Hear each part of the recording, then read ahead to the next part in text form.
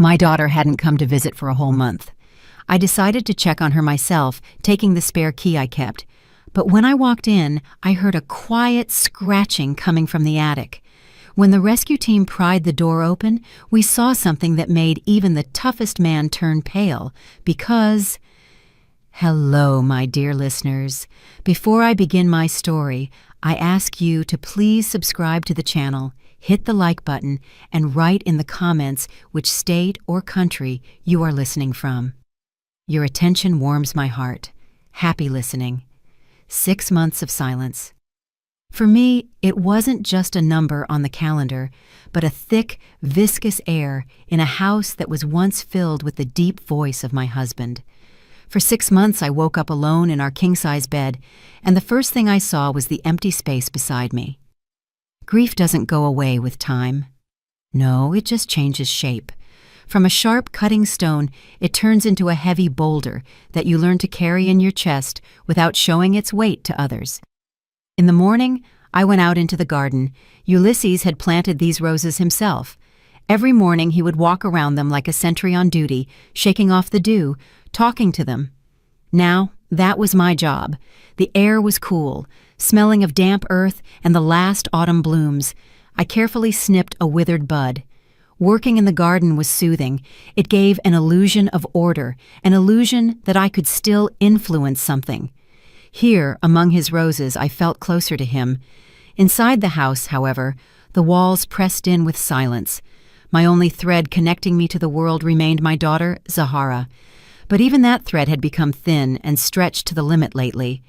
After the funeral, she called every day, then less and less often. The conversations became short, businesslike. She no longer asked how I was feeling. She complained about her husband, about work, about the eternal lack of money.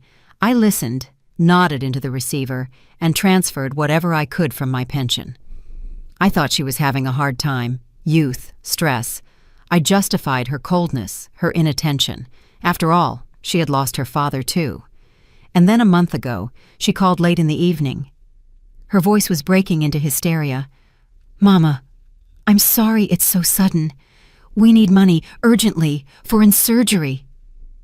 I didn't ask what kind of surgery or why it was so urgent. Inside, everything went cold with maternal fear. My only child, my flesh and blood. I just asked, "How much?" The sum was huge. Almost everything Ulysses and I had put away for our old age, for a rainy day. That rainy day, it seemed, had arrived. In the morning, I withdrew the money from the account and drove it over to her. Zahara met me on the porch, pale, red-eyed. She snatched the envelope, quickly kissed me on the cheek, and mumbled that she had to run to the hospital. The door slammed shut, and I was left standing there on the landing, feeling like an intruder. And so, a month passed, a month of complete, deafening silence. The first week, I didn't call. I didn't want to bother them. I thought she was recovering from the surgery. The second week, I started dialing her number. At first, she didn't pick up. Then, she sent a short text. "Ma, everything's fine. I'll call back." And she didn't. By the third week, her phone was turned off. This morning, standing among my husband's roses, I realized I couldn't sit and wait anymore. It wasn't just fear for her health anymore. Deep in the pit of my stomach, a tight, cold knot began to tie itself. It was a different feeling, similar to what I felt back when I worked as a forensic accountant and saw a perfectly balanced ledger that I knew for a fact was hiding a massive deficit. Everything looked right, but it was fake through and through. I went back into the house. On a hook by the door hung a keychain with a single key, the spare key to her and Jelani's house. I had insisted on having it myself. Just in case, I had said back when they first moved into that house, the one Ulysses and I had put the down payment on, just in case, had arrived. I didn't call Jelani. If something had happened to Zahara, he would have told me himself. And if they had just gone on vacation with my money? No, I pushed that thought away. It was too ugly. The drive to their house took 30 minutes. My hands on the steering wheel were steady. I wasn't nervous. I was driving to do my duty. Inside me, a strange, icy resolve was growing. I had to know the truth, whatever it might be. Their two-story house in the suburbs looked perfect. The manicured lawn, the clean windows, nothing spoke of trouble. Jelani's car was in the driveway, so he was home. I rang the doorbell. Once, twice, silence. I waited 5 minutes and rang again. No one answered. Then I took out my key. It slid into the lock easily with a quiet click. I pushed the door open. The house greeted me with a cold, curated cleanliness and silence. The air was stale, uninhabited, like a hotel room from which the guests had long since checked out. In the living room, a vase with long-dead flowers stood on the coffee table. There was no dust, not a speck, as if the house was frozen in time. "Zahara?" I called out. My voice sounded hollow, drowning in the silence. "Jelani?" No answer. I walked into the kitchen. Perfect order. Not a single dirty dish. I looked in the fridge. It was almost empty. Just a bottle of water and some kind of sauce. Strange. Very strange. I went back to the hallway intending to go upstairs and froze. I heard a sound. A quiet, barely distinguishable rhythmic scratching. Scratch, scratch. Pause. Scratch. My heart skipped a beat, then started pounding rapidly, echoing in my ears. I held my breath, listening. The sound was coming from above, from the attic. Scratch. Scratch. I walked slowly up the stairs on legs that felt like cotton. On the second-floor landing, there was a small door leading to the attic. I approached it. The scratching got louder. It wasn't the sound of mice or rats. It was a methodical, desperate sound, as if someone was clawing at the wood with a fingernail or something hard. I pulled the door handle, locked. And not just with the internal lock. On the outside of the door itself, a heavy barn bolt had been screwed on, new, shiny, completely alien on that light-colored door. At that moment, the cold knot in my stomach turned into a block of ice. Why lock the attic with a bolt from the outside? What could be in there that required such isolation? The scratching stopped for a moment, then resumed with renewed, desperate force. I stepped back, pulling my phone from my purse. My fingers weren't obeying me, but my brain was working with frightening clarity. I didn't call Zahara or Jelani. I dialed 911. "Emergency services," a male voice answered. My own voice was barely audible. It turned into a strangled whisper. "Hello, I'm at my daughter's house. There's a strange sound coming from the attic. The door is bolted from the outside." I dictated the address, trying to keep my voice from trembling. The firefighters arrived in 10 minutes, which seemed like an eternity to me. 2 sturdy men in uniform. They looked at me, at the bolt, and exchanged glances. "Step back, please," one of them said. He took a crowbar. A deafening crack rang out. Once, twice. The lock wouldn't give. Then his partner hit it with his shoulder. The wood splintered, and the door flew open with a crash, tearing out a piece of the frame. Inside was pitch darkness and a smell. It smelled of sickness, despair, and rot. The firefighter turned on a powerful flashlight. The beam of light cut through the gloom, picking out piles of junk, old furniture, and a figure in the corner. It was a human being, or rather, what was left of one. A skeleton wrapped in gray, parchment-like skin, dressed in dirty rags. He was sitting on the floor, chained by the ankle to a heating pipe. Time stopped for me. Air ceased to enter my lungs. The world narrowed down to that beam of light and the figure within it. And at that moment, the man in the corner slowly, with superhuman effort, turned his head toward the light. A gaunt face covered in gray stubble, sunken eyes in which a weak, almost extinguished spark of consciousness burned. And I recognized him. The firefighter next to me turned pale and cursed through his teeth. And I just stared. I stared at my husband, Ulysses, whom I had buried 6 months ago. The world around me vanished for a moment, collapsed into a ringing void, and then returned with the shouts of the rescuers, with the smell of dust and despair. I took a step forward into the doorway. "Careful!" My voice sounded alien, raspy but surprisingly firm. "Carry him carefully. His head. Support his head." They carried him out on a soft stretcher. that fragile, weightless body that had once been my strong, broad-shouldered husband. I followed, not touching him, afraid he would crumble at my touch. In the ambulance, I sat beside him, never taking my eyes off him. The paramedic was saying something to me, asking questions, but I didn't hear the words. I only saw his chest rising under the thin blanket. Once, and again, twice. He was breathing. That was the only thing that mattered. At the hospital, they separated us. He was taken to the ICU, and I was left in the corridor under the cold light of fluorescent lamps, the smell of antiseptic and trouble. I sat on a hard plastic chair, staring at the white wall, feeling nothing. No fear, no relief, no horror. Everything inside me had burned out, like lightning had struck an old tree, leaving behind only a charred, hollow shell. An hour later, a doctor came out, an older man with tired eyes. He spoke to me quietly, choosing his words.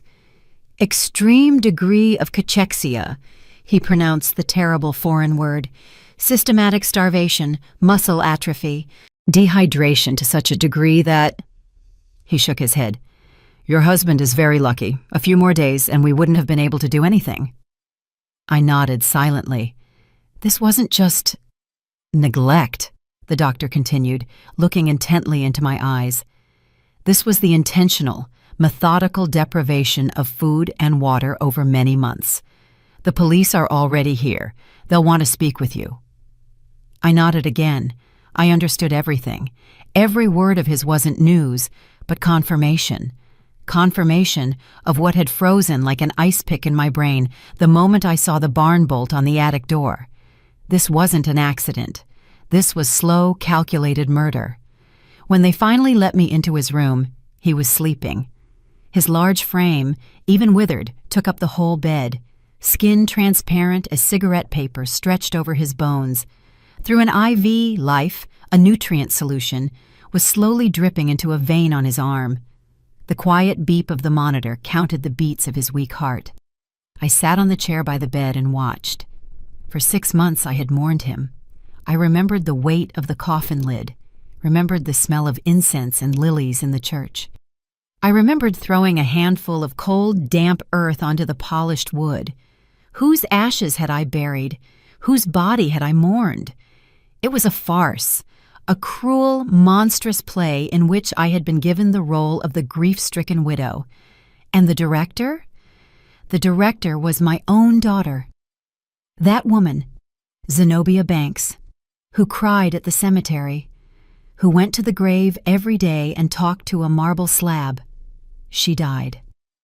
She died there, in that dark attic, the very instant the flashlight beam picked her husband's face out of the gloom.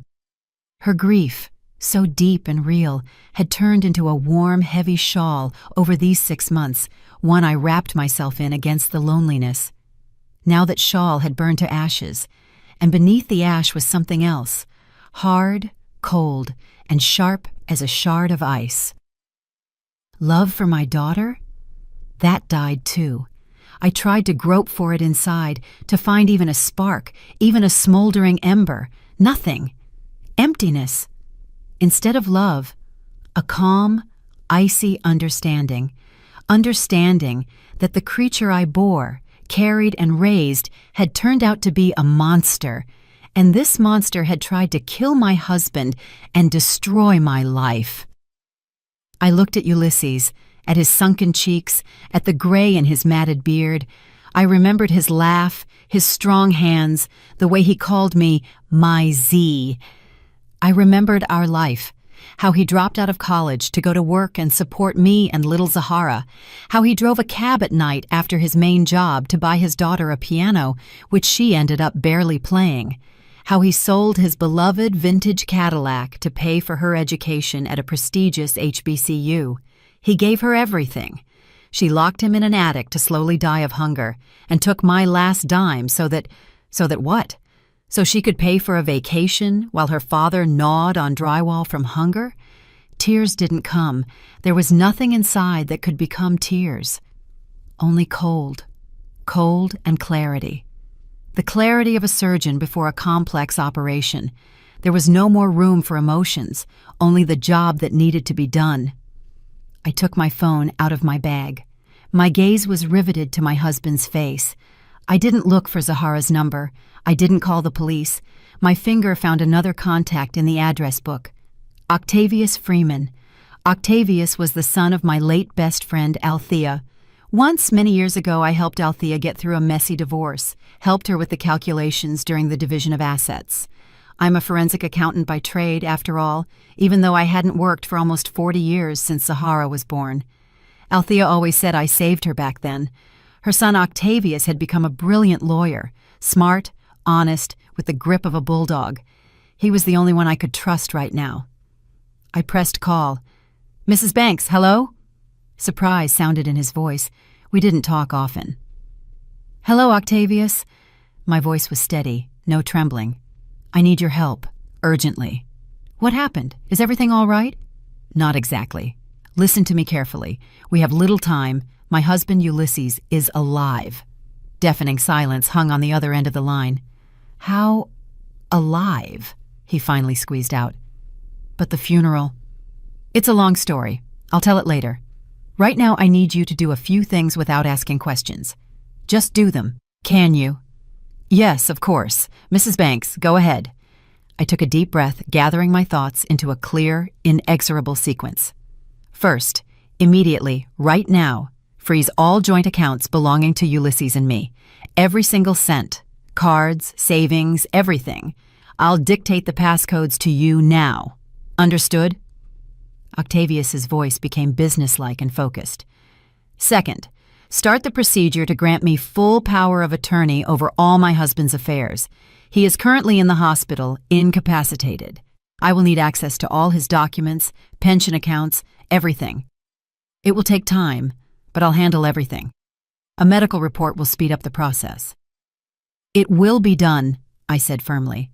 "And third, most importantly, no one must know that you are doing this, especially my daughter Zahara and her husband. To them, I am a grief-stricken, confused old woman. Let it stay that way."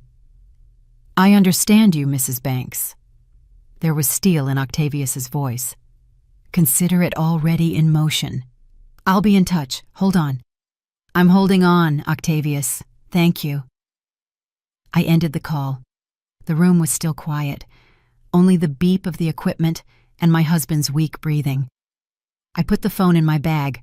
That was my first move. The war was just beginning, and I had no intention of losing it. I placed my palm on his hand, not on the skin, but on the blanket beside it, still afraid of causing him pain. I sat like that until morning, and then another day, and another. My life took on a new, harsh rhythm. Morning in my empty apartment, a short, tasteless breakfast, then the bus to the hospital, endless hours on the chair by his bed, conversations with doctors who shook their heads and spoke of insignificant positive dynamics. The evening bus home, a lonely dinner in front of a TV I didn't watch, dreamless sleep. During those days, the police tried to talk to me several times. I answered in monosyllables, pleading shock. "I don't understand anything. I don't know anything." The role of the confused, heartbroken old woman came easily to me. I had played it for so long that it had almost become my second skin. But beneath that skin, armor was already hardening. I waited. I knew they would call. Money, their god, their heir, their only measure of everything. Sooner or later, they would discover the source had run dry. The call came on the fourth day. I was wiping Ulysses's face with a wet cloth when my phone vibrated in my bag. I took it out. The name lighting up the screen used to bring a wave of warmth to me. Baby girl. Now, it evoked nothing. Just information. I let the phone vibrate for a few more seconds, took a deep breath, exhaled, and brought it to my ear. My voice, when I answered, was exactly what it needed to be, weak, cracked, as if I had just woken from a nap. "Hello? Zahara?" "Hey, Mama, hi!"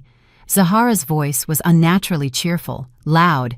In the background, I could hear the splashing of water and some light foreign music. "How are you doing there? Everything okay?" She wasn't asking. She was stating. a formality that had to be observed before getting to the main point. I imagined her.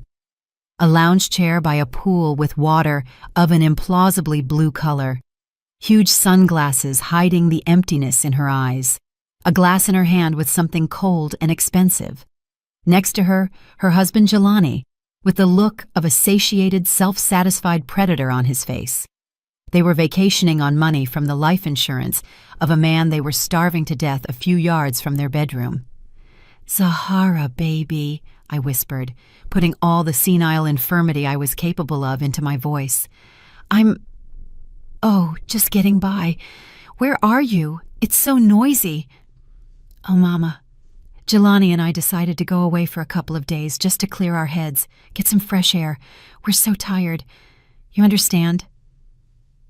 "Fresh air?" I looked at the tube inserted into my husband's nose. He was breathing with difficulty, too. "Of course, baby, you need to rest." "Mama, listen, there's some kind of problem." Jelani's voice unceremoniously cut into the conversation, irritated, impatient. "I just tried to pay with the card at the restaurant, and they told me, declined. Same thing with Zahara's. Something's up with the bank. Can you look into it?" Here it starts. I closed my eyes, gathering strength for the performance. "With the bank?" I feigned confusion. "Oh, honey, I don't understand any of that. Maybe they have some kind of glitch?" "What kind of glitch?" Jelani scoffed. I heard Zahara whispering something to him, probably asking him to be gentler. "Mama, it's us again," she said, her voice taking on those capricious, demanding notes I had known since her childhood. "Come on, please. It's your main account, daddies. Maybe there's some kind of audit. Call them, say everything is fine. Otherwise, we're sitting here like idiots without money." They weren't just sitting without money. They were sitting in the Maldives. Octavius had sent me a message in the morning. Target acquired. Credit card transactions. 4 Seasons Resort Maldives. Resting, breathing fresh air. "Oh, sweetie, maybe it's that, fraud alert?" I carefully chose my words, as if struggling to remember them. "They told me at the credit union that if there are suddenly unusual expenses from abroad, they might block it for security." "Well, there you go," Zahara exclaimed happily. "So just call them. Confirm it's us. Tell them everything is good." I paused, faking a heavy sigh. "I'll try, of course, baby, but I'm not home right now, and my eyes aren't seeing so well. Looking for those documents. I'll look when I can. Maybe tomorrow?" "Tomorrow?" Jelani exploded. "We have nothing to eat dinner with tonight. Mrs. Banks, can you just pick up the phone and call? It takes 5 minutes." I heard the poorly concealed rage in his voice. The rage of a spoiled master at a slow servant. They didn't see a mother in me. They saw a function, a tool for accessing money. And this tool had malfunctioned, causing their extreme displeasure. I'll try, Jelani," I stammered, adding a note of hurt and fear to my voice. "Don't yell at me, please. My blood pressure will spike. I can barely walk as it is after everything." That was a precise strike. Mentioning everything, the funeral, their shared grief, made them shut up for a moment. "Okay, Mama, I'm sorry." Zahara's voice became sickeningly sweet again. "He didn't mean to upset you. We're just nervous. You'll try, right? We'll call you back in a couple of hours." "Okay, baby. Okay," I whispered and pressed end call. The silence in the room became dense again. I looked at the phone in my hand. They hadn't even asked how I was living alone these 6 months, how I was coping. They were only interested in the account. They heard a weak, confused, incompetent old woman on the line, someone easily pressured, forced, shamed. And they were wrong. That was their biggest, fatal mistake. They underestimated me. They had underestimated me all my life. For them, I was just Mama, a quiet shadow who cooked gumbo, ironed shirts, and was always ready to lend money. They never knew that this quiet shadow was once one of the best auditors in her department, capable of finding the devil in a perfectly balanced report. They decided I was broken, but I had only just begun to reassemble myself. From shards of grief, from ashes of love, from the icy fire of rage. I knew what they would do next. In a couple of hours, they would call again. I wouldn't pick up. Then again, I wouldn't answer again. Their irritation would grow into anxiety, and then into anger.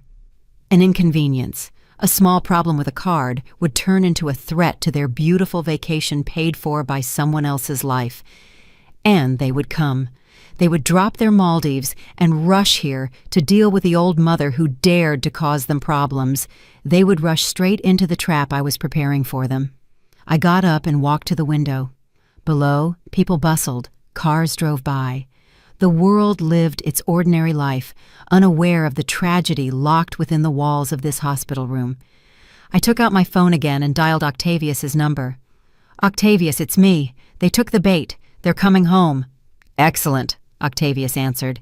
"Time is working for us. Mrs. Banks, I've prepared a place for you, not in my main office, so as not to attract attention. It's a small room in another building. It has everything you need. Come when you're ready." The next day, for the first time in a week, I left Ulysses for more than an hour. The nurse promised to look after him. I got in a cab and gave the driver Octavius's address. It was an old building downtown, one of those housing dozens of small firms.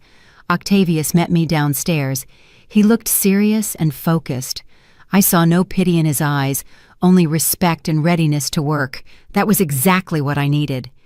He led me into a small, ascetic office. A desk, 2 chairs, a computer, and a large printer. On the desk lay the first stack of documents. "These are the statements for the main accounts for the last year," he said.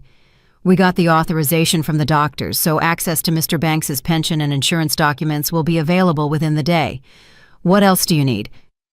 "Property deeds for my husband's and my condo, for their house, everything related to real estate, and Ulysses' life insurance policy." I remember he had a large life insurance policy from the company. "Already requested," Octavius nodded. "I'll leave you to it. Call if you need anything." The door closed behind him. I was left alone in the silence, broken only by the hum of the computer. For a moment, I felt strange, almost out of place. For the last 40 years, my main job had been pots and pans, PTA meetings, and comfort in the home. And now, before me lay columns of numbers, bank transfers, debits, and credits. I sat at the table, picked up the first page of the statement, and something clicked inside me. The dusty gears in my head, dormant for decades, slowly, with a creak, set into motion. The woman who knew that behind every number stands a story woke up. Forensic accountant Zenobia Banks was back on the job. At first, everything looked mundane: habitual expenses, transfers, pension deposits. But the deeper I immersed myself in the papers, the more clearly I saw what I hadn't noticed before, blinded by grief and trust. Monthly large cash withdrawals that Zahara explained as renovations. Transfers to Jelani's account labeled as debt repayment. I remembered her complaints, her eternal requests for help, and now, looking at the dry figures, I saw them in their true light. This wasn't help. It was methodical siphoning of money. A few hours later, a courier brought a new package of documents. In it was Ulysses' insurance policy and a copy of his death certificate. I looked at the form with the official seal. Banks, Ulysses Cornelius. Cause of death: massive myocardial infarction. Doctor's signature. Morgue seal. Everything was in place, and everything was a lie. A chill ran down my spine. This wasn't just deception. This was a well-thought-out, cold-blooded plan. They didn't just hide him, they officially killed him.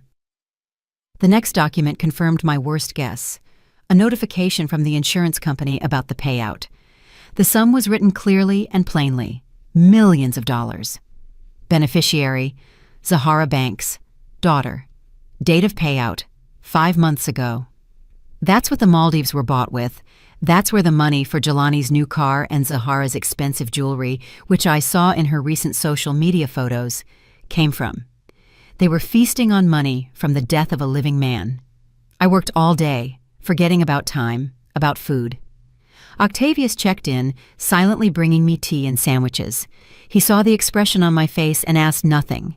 He understood that I was digging up not just financial fraud. I was digging up the grave into which they had tried to bury me and my husband alive. By evening, the picture was complete, and it was monstrous. After receiving the insurance payout, they began emptying Ulysses's retirement account time after time, in small amounts so as not to arouse suspicion. They forged his signature on the power of attorney. I would recognize that forgery out of 1,000. Ulysses had a distinctive signature with a small flourish at the end. Here was a crude, clumsy copy. But the last document, which I found almost at the very bottom of the folder, made even my heart, hardened by this day, freeze. It was an application for a reverse mortgage on Ulysses's and my condo, my apartment, the one I was living in right now. The application was submitted in my name. Attached to it was a copy of a power of attorney, allegedly signed by me.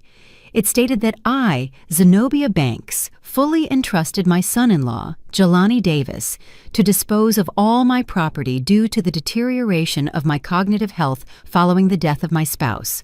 I looked at my signature. Just as crude a forgery as Ulysses's. The application was under review. The bank hadn't given a final answer yet. And then I understood everything. I put all the pieces of this diabolical puzzle together. The plan wasn't just to kill the father and take his money. The plan was total. First, stage Ulysses' death, get the insurance, clean out his accounts. Then, using my grief and senile incompetence, lure the last savings out of me, which they did under the pretext of surgery. The next step? Deprive me of the apartment, the only thing I had left. And then, when I was left penniless and homeless, I could easily be put in a nursing home, proving my total incapacity. And no one would ever listen to a crazy old woman insisting her husband was alive. They weren't just killing him, they were erasing him from life. And then they intended to erase me too. I leaned back in my chair. There wasn't enough air in the room. That quiet, scratching sound I heard in the attic, it wasn't just Ulysses scratching at the door in a desperate attempt to survive. No, it was the sound of them scratching out, scraping away my own future, my life, my memory, my dignity. They wanted to leave behind nothing but scorched earth and money in their accounts. I sat in the silence of the small, dusty office. Outside the window it had gotten dark. The city lit its lights, and inside me another fire lit up, cold white, like the flame of an acetylene torch. A fire that burns everything to the ground, leaving neither ash nor smoke. At that moment, I ceased to be a victim. I became the verdict. I stood up from the desk. My movements were slow and precise, like someone walking on thin ice. I gathered all the papers into a neat stack, every document, every number, every forged signature. It was a nail in the lid of their coffin. I didn't feel hatred. Hatred is too hot, too human a feeling. I felt only cold, implacable righteousness. I called Octavius. "It's ready," I said. "I have everything needed. Now it's your turn. Start the mechanism." "Are you sure?" he asked. "There will be no turning back. I have never been so sure in my life. Octavius, do it." They flew in 2 days later, tired, angry, smelling of foreign tropical sun and expensive perfume. The flight from paradise to cold autumn reality had been long and unpleasant. Their phones were silent. I wasn't picking up anymore. Their banking apps showed zeros on all accounts. Their self-satisfaction had been replaced by irritation, and the irritation by poorly concealed anxiety. But they were still sure that this was just an annoying misunderstanding, a stupid bank error, or the senile dementia of a mother who misunderstood something, pressed the wrong button, and was now hiding out of fear. They were riding from the airport in a cab, and Jelani scolded Zahara the whole way. "I told you, you can't trust her with things like this. She's gotten old, confuses everything. We'll get there. Give her a talking to so she doesn't meddle where she's not asked anymore. We'll take all the cards, all the access codes from her. Tell her it's safer that way." Zahara was silent, pursing her lips. She didn't like it when Jelani talked about her mother like that, but she didn't dare object. Besides, deep down, she agreed with him. Her mother had become inconvenient, always sad, always with some petty problems. Of course, she ruined everything. Who else? The taxi stopped at their perfect house. They got out. Jelani dragged the suitcases out of the trunk with a crash. The mood was completely ruined. They would quickly drop off their things and drive to Mama's. They needed to solve this problem once and for all, but something was wrong. The usually impeccably clean front door looked different. Taped right at eye level with Scotch tape was a white envelope. "What the hell?" Jelani muttered, walking closer. He expected to see a flyer or a utility bill, but the envelope was official, thick, with a government seal. He tore it off. Zahara walked up and stood next to him, looking over his shoulder. He tore open the envelope and pulled out a sheet, folded in two. It was a subpoena. Official, strict, regarding the initiation of a criminal case for fraud on an especially large scale. Zahara Banks and Jelani Davis were ordered to appear. The words danced before Jelani's eyes. Criminal case, fraud, special investigator. He reread the text several times, but the meaning didn't change. It wasn't a mistake. "What is this?" Zahara whispered. Her face went as white as the paper in her husband's hands. "Jelani, what is this?" But he didn't answer. His gaze darted lower to the mailbox. Sticking out of the slot was the corner of another envelope made of expensive heavy paper with their bank's logo. He yanked it out. His hands were trembling slightly. Inside was an official notification. Dry, ruthless, bureaucratic language informed them that due to a request from investigative authorities, all assets connected to the name Banks Ulysses Cornelius, including insurance payouts and pension savings, were frozen until the conclusion of the investigation into the case of fraud and document forgery. The blood drained from Jelani's face. He stood on the porch of his house, where every detail had been bought with this now frozen money, and felt the ground slipping out from under his feet. It wasn't a glitch, not a mistake, not senile dementia. "She knows," he wheezed.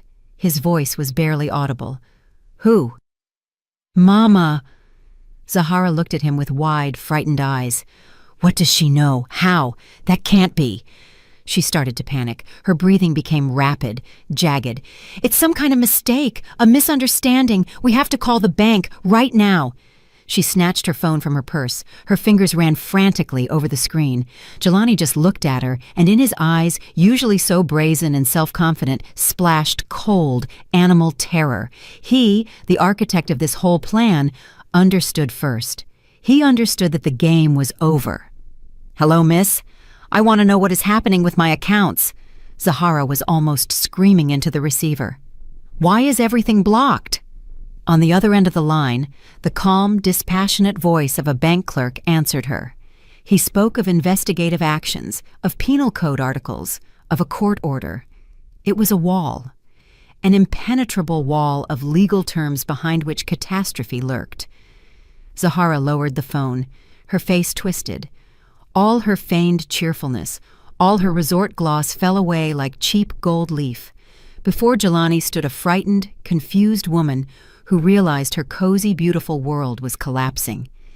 He said, she stammered, he said the basis for the investigation was a statement in the name of my father. Jelani flinched as if hit. In the name of her father. But her father was dead. His ashes were in the ground, and the death certificate was in the safe. That meant... Their eyes met, and in that moment, they both understood. They understood everything.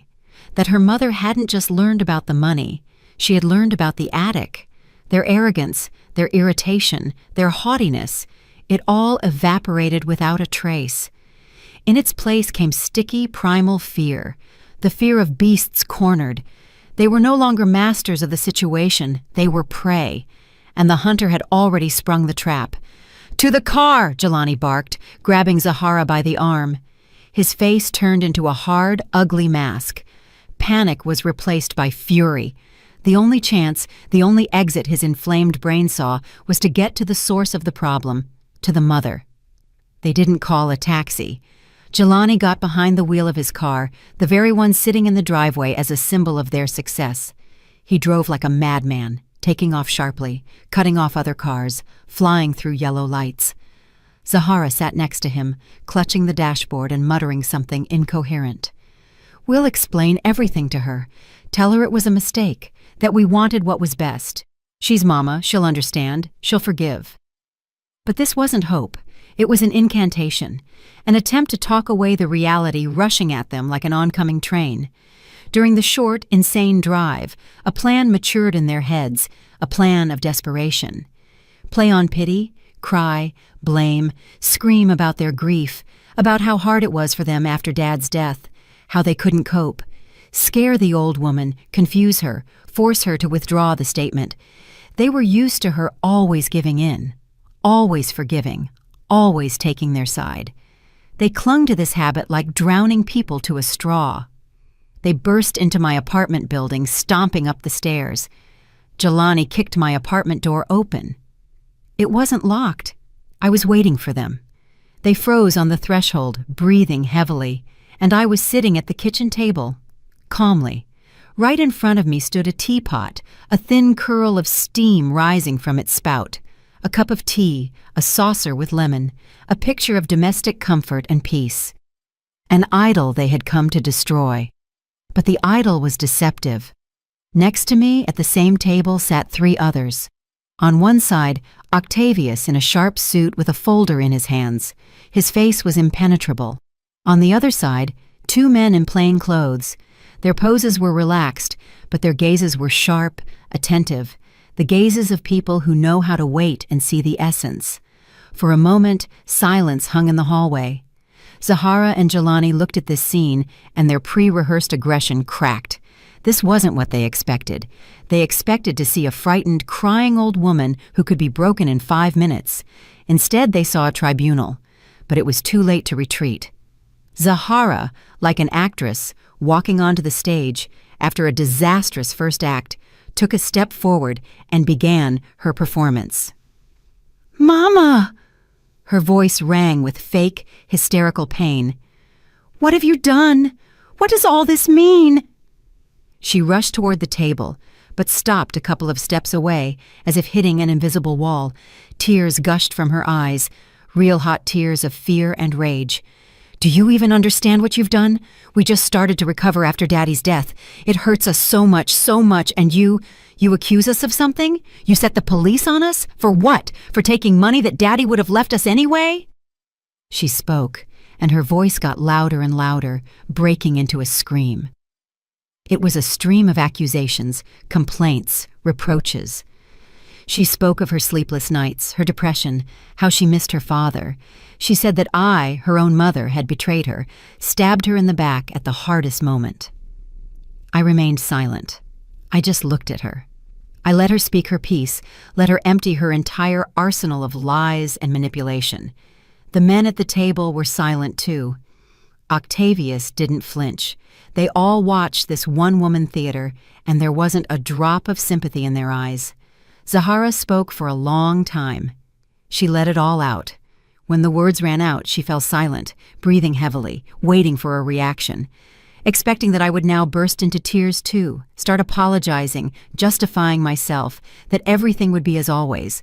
The pause dragged on. The silence in the kitchen became dense, heavy. The only sound was the ticking of the old clock on the wall. The clock Ulysses gave me for our silver anniversary. Tick-tock, tick-tock, counting down the last seconds of their freedom. Finally, when her ragged breathing leveled out, I spoke. My voice was quiet, but in that silence it sounded like the strike of a bell. There was no pain in it, no anger, no resentment. There was nothing. Emptiness. I looked straight into my daughter's tear-stained eyes. My gaze was hard and flat, like the granite slab on that fake grave. "I was at your house, Zahara." One simple sentence, but it made her flinch as if she had been slapped. Her face froze. I paused slightly, letting the words sink into her consciousness, and then added the second phrase, and this phrase destroyed her world completely. "Your father is asking to see you." Zahara's face turned to stone. Her eyes, just full of tears, widened in horror. She slowly turned her head toward Jelani, looking for salvation in him, support, an explanation, but his face was even scarier. The mask of self-satisfied irritation had slipped off, revealing a cold, calculating player who realized he had lost one game and immediately started another, even dirtier one. "So, you found him," Jelani said. It wasn't a question. He stepped forward, pushing Zahara behind his back. He was taking the game upon himself. "Well, that simplifies a lot of things, but you see the picture completely wrong." He spoke calmly, almost confidentially, addressing not me, but the two detectives. His voice exuded reasonableness and concern. This was his last, most monstrous card. "About a year ago, Mr. Banks had a massive stroke. We didn't want to tell you, Mrs. Banks." He threw a glance at me full of fake sympathy. "We didn't want to upset you. You were already fragile. After the stroke, he changed. He started having fits of uncontrollable aggression. He became dangerous to himself and others." I listened to this stream of lies, and nothing stirred within me. I was just a spectator. He lunged at Zahara, tried to hit me several times. We called doctors, but they just threw up their hands. Dementia, they said, an aggressive form. We didn't know what to do. Put our own father in a psych ward? We couldn't. Noble notes rang in his voice. We decided to care for him ourselves, but his condition worsened. He started running away from home. "We were afraid he would harm you, Mama. He constantly talked about you, threatened—" He paused, letting his lie sink in. Zahara, standing behind him, began to play along. She sobbed, covering her face. The picture was turning out almost perfect. Two exhausted, loving children forced to take extreme measures to protect a maddened father and a weak mother. "The attic," Jelani pronounced the word with a heavy sigh. "It was a last resort. We set up a room there, brought him food, water, but he refused to eat, threw plates at us. We were forced to lock the door so he wouldn't break out and cause trouble. We did it for your own safety, Mrs. Banks. We wanted to protect you from his anger." Now he turned to me. His gaze was oily with feigned compassion. "And now I see that the illness, alas, has touched you too. Your memory, it's failing you. You don't remember his attacks, his threats.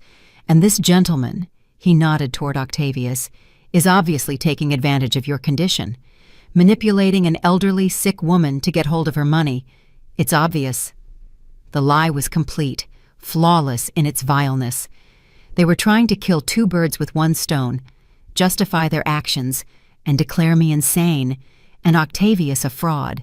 It was their final gambit, desperate, dirty, and as they thought, foolproof. After all, who would believe an old woman with signs of dementia when her own caring children testified against her? Silence reigned in the kitchen again.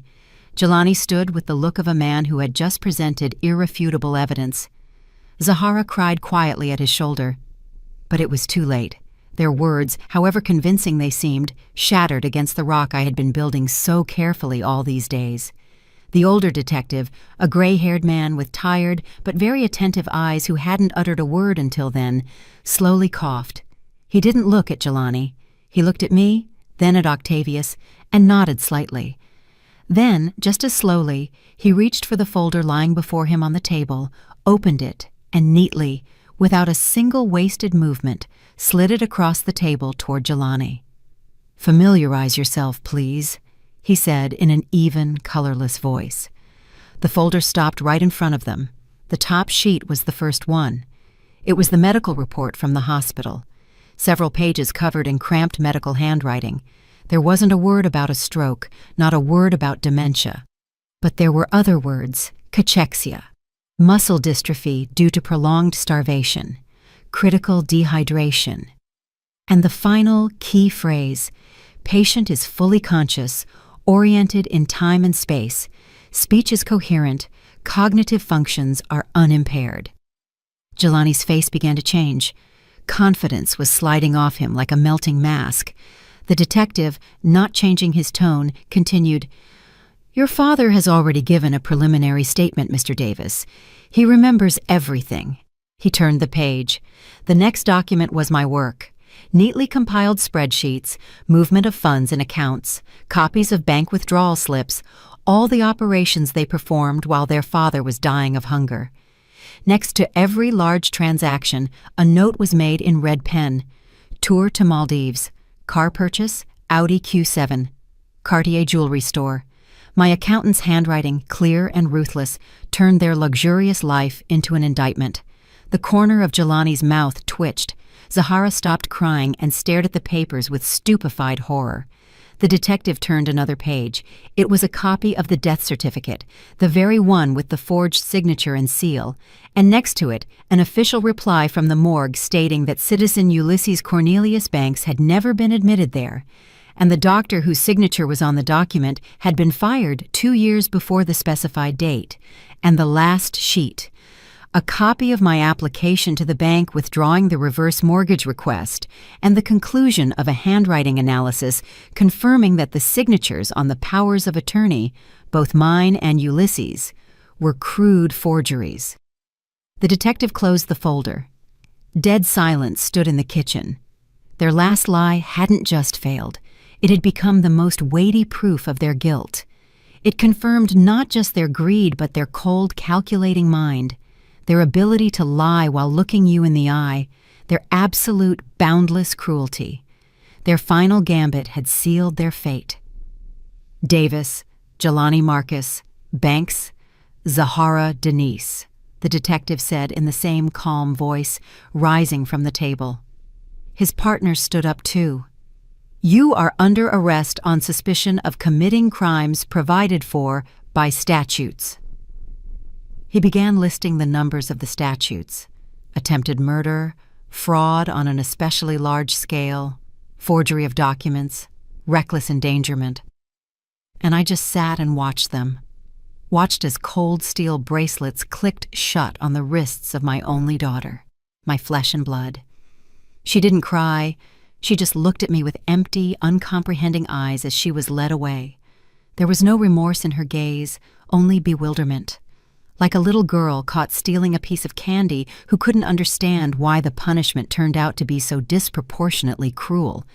She never understood that she hadn't stolen candy. She had stolen a life. When the door closed behind them, I remained sitting at the table. Octavius silently poured me some fresh tea. I took a sip. It was bitter and scalding. The war was over. I had won, but there were ruins in my soul. 9 months passed. Exactly enough time to carry and give birth to a new life, or to bury an old one and start another. The trial was short. The evidence base Octavius and I collected was irrefutable. Zahara and Jelani received long sentences. Their names were no longer spoken in my apartment. I put their photographs in the bottom drawer of the dresser. Not with anger, no. Just as one puts away the belongings of a deceased person so they don't reopen the wound. My daughter died to me the day I saw the bolt on the attic door. Everything that happened after was just the processing of the death certificate. Ulysses was slowly recovering. The doctors had performed a miracle. He was still weak, moving in a wheelchair, but his mind was clear and sharp as before. Physically, he had aged 20 years, but the familiar, slightly mocking glint appeared in his eyes again. He was transferred to a good rehabilitation center outside the city, a quiet, peaceful place with a pine forest and caring staff. I visited him every day. We walked in the park. I pushed his wheelchair along paths strewn with pine needles. We didn't talk about what happened, not once, as if we had silently agreed to leave that horror behind in that past life. Instead, we talked about books he was reading, about politics, reminisced about our youth, our first dates, funny incidents from life. We were getting to know each other anew, like two old people who miraculously survived a shipwreck and ended up on the same desert island. And on this island, it was just the two of us.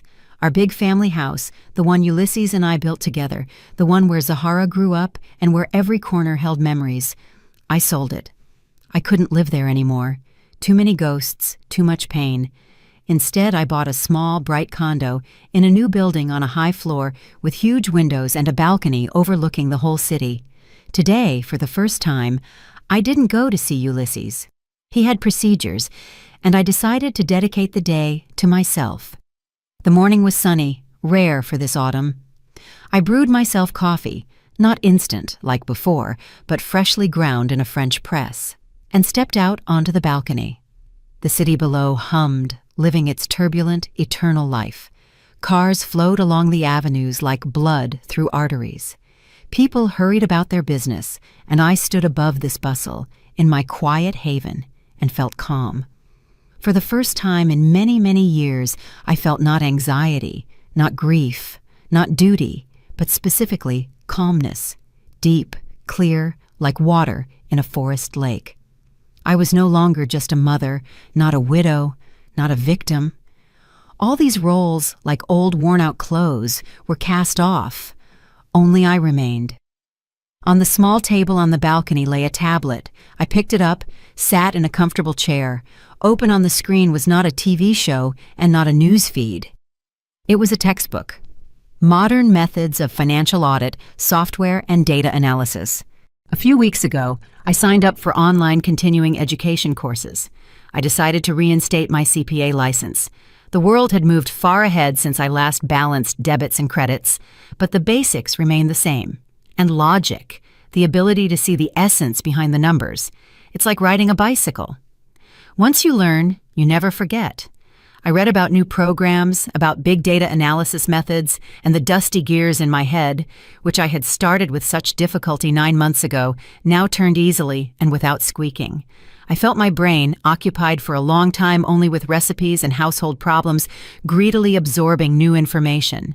I felt myself returning to me, to that young, ambitious Zenobia who could sit up all night over reports, getting almost physical pleasure from how order and truth are born from the chaos of numbers. I didn't know if I would work in my new specialty. Maybe I'll do some small consulting. Or maybe I just need this for myself. To prove to myself that life doesn't end at 68, that it doesn't end at all, until you decide to put a period on it yourself. I took a sip of coffee. It was delicious. The sun warmed my face. The city made noise below. And at that moment, looking at a complex formula on the tablet screen, I smiled for the first time in a long, long time. Not with a forced, polite smile, but a real one. Quiet, light, coming from the very depths of my soul. I wasn't just a survivor. I was Zenobia Banks, and I was just getting started. Did you like the story, and which city are you listening from? Let's meet in the comments. If you like the story, you can support me by sending a super thanks so I can keep bringing more stories like this. Thank you so much for your sweet support. I'm looking forward to your comments on the story. On the screen, you can see 2 new life stories that I highly recommend. There's so much more on my channel. Don't forget to subscribe. See you in the next life story with love and respect.